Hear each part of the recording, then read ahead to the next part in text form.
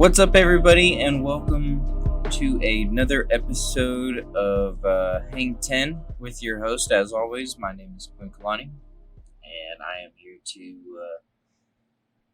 to gently guide you through these turbulent waters on Monday, November 23rd. Pretty big day for us on a Monday. As you guys know, if you do listen week in, week out, then you know that this is very much a LA Rams podcast. What we would typically be doing is some sort of game review. But since, we're a big franchise about town, we'll be playing our Monday night. I believe it's our second Monday night game of the season. It's against the Tampa Bay Buccaneers. Big contest to decide placement in the NFC conference. Winner goes higher up the ladder. Loser slips down a little bit. Buccaneers right now are 7-3. There really is a tale of two teams. I feel the Buccaneers are. They're 7-3, but they don't feel like a 7-3 team. Just on the eye test. Tom Brady was so terrible at the beginning of the year that I'm wondering if my preconceived notions of Tom Brady and Father Time are impacting my judgment when calling this game. I don't think Tom Brady's I don't think he's the strongest asset of this team, let alone the strongest asset of this offense. But he is undoubtedly the leader of this offense.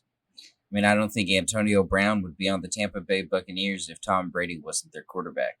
Defensively, Tampa Bay has been fairly solid all year. They have slipped a little bit in production the last couple of weeks. Guys like Antoine Winfield Jr., who is making a very early case for Defensive Rookie of the Year. This team's been really solid, especially on their back end. Of course, they have like Ndamukong Suh, Vita Vea, and their linebacking core is legit as fuck. And Tampa Bay's linebacking core has been legit for a while, actually. Jason Pierre-Paul. I forgot Jason Pierre-Paul was on. Shaquille Barrett has been balling for some time in the league and has been a staple of the Tampa Bay defense now for half a decade? Earlier this year, we had kind of speculated as to why maybe the Rams were not so favored, and there was speculated that perhaps because they kind of play off season, kind of like the Los Angeles Lakers sometimes now. In some cases, a couple of years ago, we had made acquisitions for like Aqib Talib and Marcus Peters, where certainly it's hard to defend against an accusation of playing NFL offseason like the Los Angeles Lakers. But I think really if anyone should be accused of doing this, it is the Tampa Bay Buccaneers. I mean, I think they're the most Lakerish franchise in the NFL. Especially considering this past offseason, they get Tom Brady, and Tom Brady just reaches out to Gronkowski. He's like, hey, do you want to play football again? Gronkowski's like, yeah, of course. Absolutely thrilled to be free from the yoke of Bill Belichick. And now they just bring Antonio Brown in. I'm surprised that Tampa's passing game, I feel like it would be so much better, seeing as they basically have three number one receivers. They have Mike Evans, Chris Godwin, and Antonio Brown. And they have two number one starting tight ends, O.J. Howard, Rob Gronkowski. Ronald Jones has been balling at the running back position. He's from USC. He's a stud. But for some reason, I feel like Tampa Bay underperforms consistently. And I'm hoping and I'm pulling that they underperform today, particularly on the offensive line.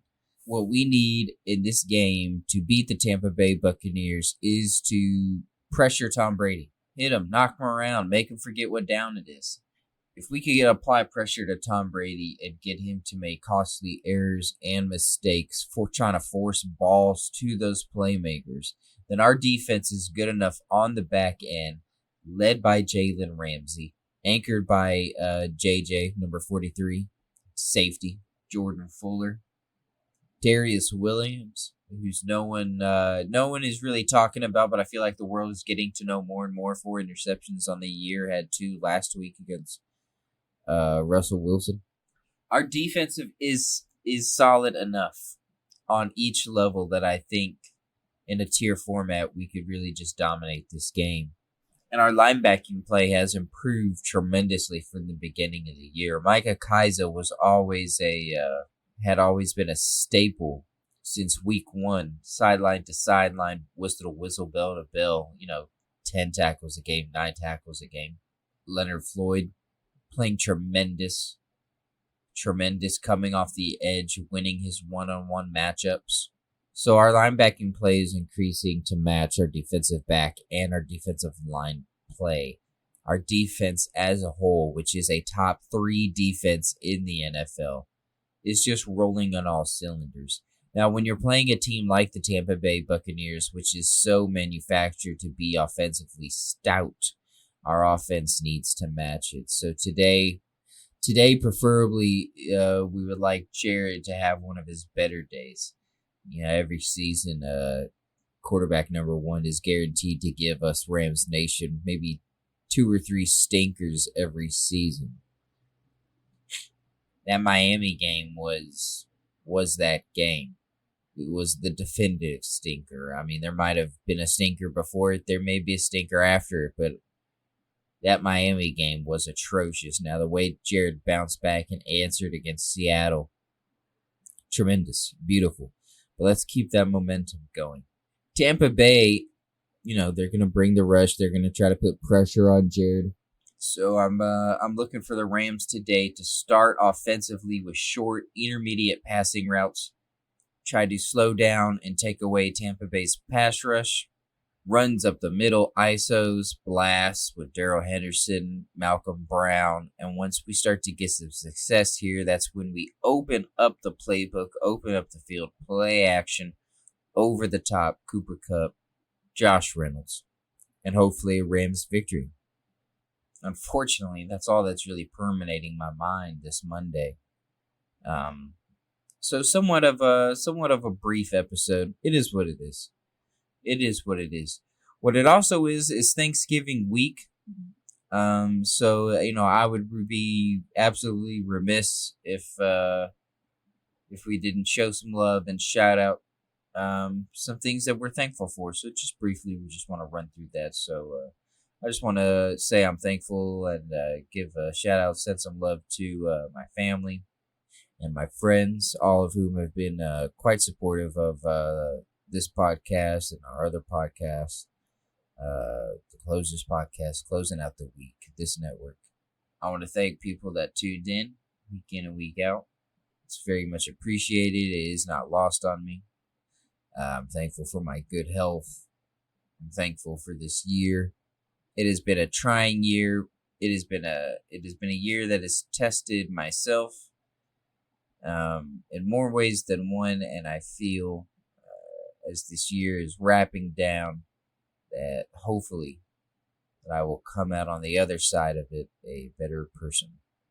And hopefully, maybe you feel the same way too. If not, oh well, it is what it is.